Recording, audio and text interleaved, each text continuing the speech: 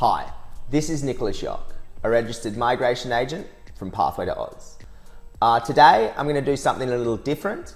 I'm going to focus specifically on the occupation of carpenter and discuss the different visas you can apply for, the different state nomination requirements, the different pathways to permanent residency, and I'm also going to share my screen and sort of show you how I would usually go through it in a consult and some of the tools and websites that I use when I'm doing it. Okay, so first things first, usually what I'll do is I'll always go to the immigration website, the skilled occupation list. You can type in the occupation and you can see what different types of visas you can apply for. So on here you've got a lot, you've got the 186, 189, 190, 407, etc. But obviously carpenter, very in-demand job. It's on the medium to long-term list, on the short-term skilled occupation list. So it's always going to be, in demand on those visas. Now, look, with the carpenter, or with the different pathways for permanent residency for carpenter, there's two different avenues you can look through. So the first is general skilled migration. And then the second that you might want to look at is employer sponsored. So obviously general skilled migration, employer sponsored, different types. Employer sponsored, you need an employer to sponsor your visa, which is pretty self-explanatory. So I'm going to focus on the general skilled migration. Now look guys, with general skilled migration, there's three different types of visas. You've got the 189, the skilled independent, which you can go for, which is where you're basically invited by the federal government or immigration. You've got the 190 and the 491. So the 190 in 491, you need to be invited by the state or territory. So the 190 is a permanent visa, it can be anywhere in the state.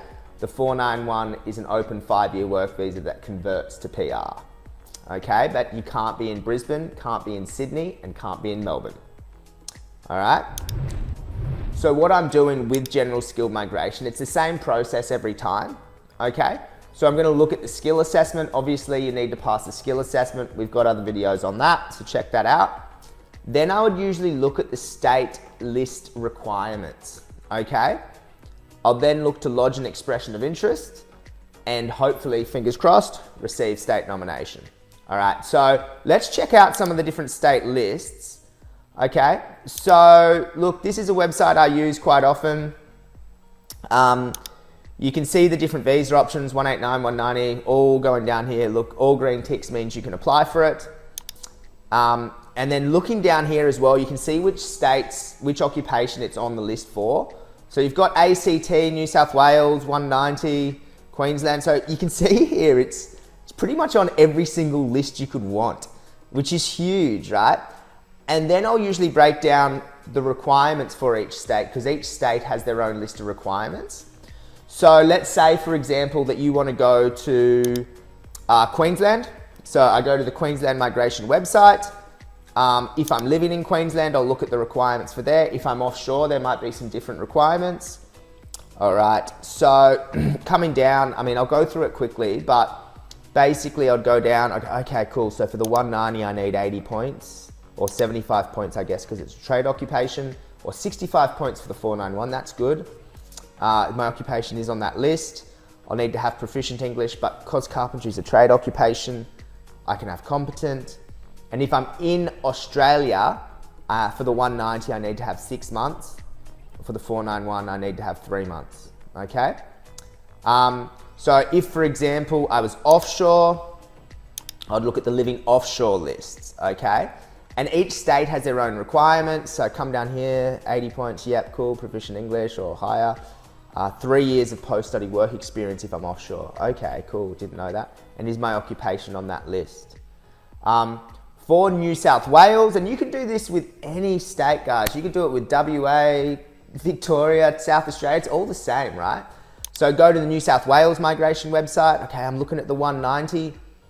What are the requirements? Okay, so my occupation must be on the list, must be eligible for the 190, yes, residency. Okay, so if I'm in New South Wales, I need to be onshore in New South Wales. If I'm onshore, I need to be in New South Wales for at least 6 months.